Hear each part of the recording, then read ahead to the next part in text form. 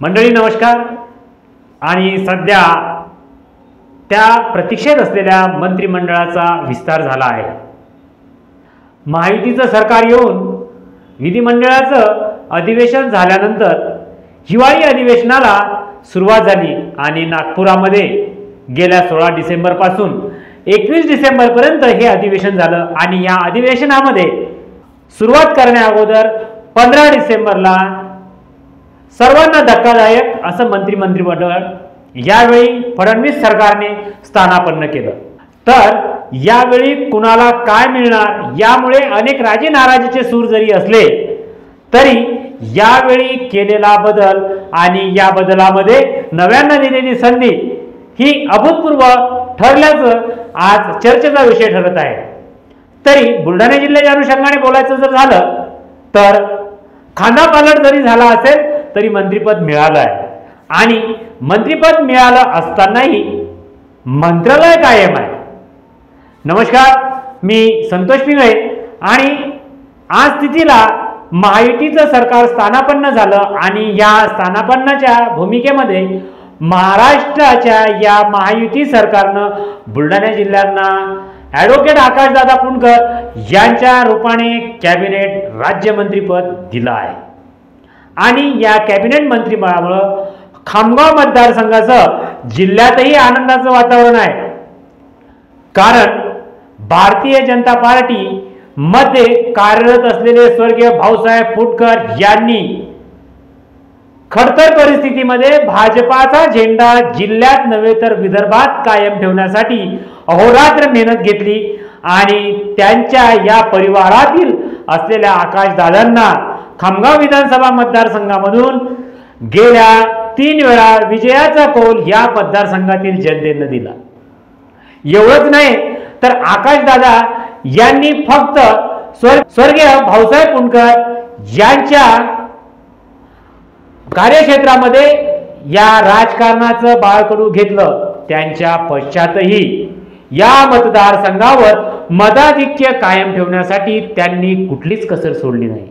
कारण कामाची कर्तव्य दक्षता, जनतेला दिलेला विश्वास आणि आपली कर्तव्य दक्षता, प्रत्येक समाज घटकाशी आपलं असलेलं नातं, त्यामुळे या वेळेच्या निकालाच्या अगोदरच कार्यकर्त्यांनी, मतदारसंघातल्या त्या इच्छुकांनी आपण विजयाची हॅट्रिक मारली अशा जाहिराती झळकून या मतदारसंघासाठी नवा पायंडा पाडला।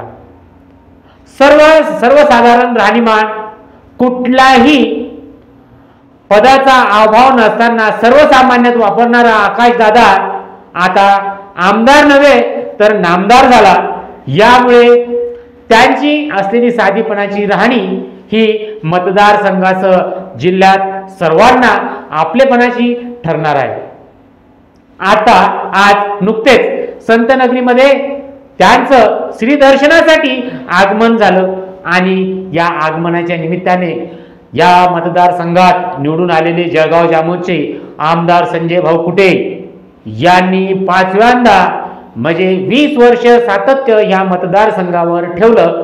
अशा आमदार संजय भाऊ कुटे यांच्या या नेतृत्वामध्ये त्यांचा मोठा संतनगरीमध्ये, विदर्भातील या संतनगरीमध्ये मोठा सत्कार सोहळा साजरा करण्यात आला।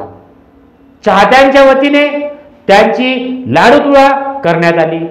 माजी नगराध्यक्ष शरद अग्रवाल आणि मित्र परिवारांच्या माध्यमातून स्थानिक अग्रसेन चौकामध्ये त्यांची लाडूतुला करण्यात आली। तर लहुजी वस्ताद चौकात त्यांची पुस्तक तुला करण्यात आली।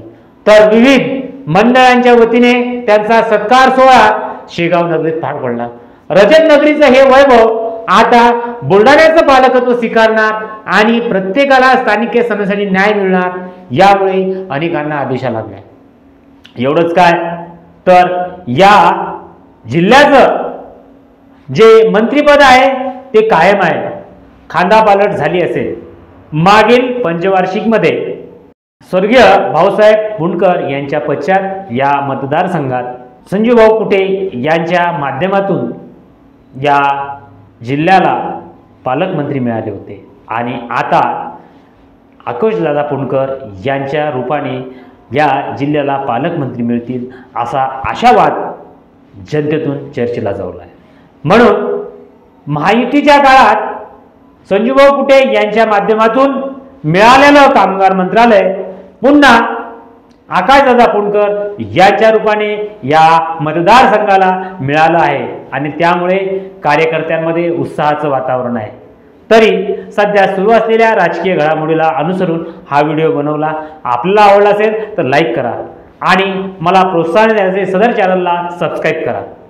मला ऐकून घेतलं त्याबद्दल सर्वांचे धन्यवाद.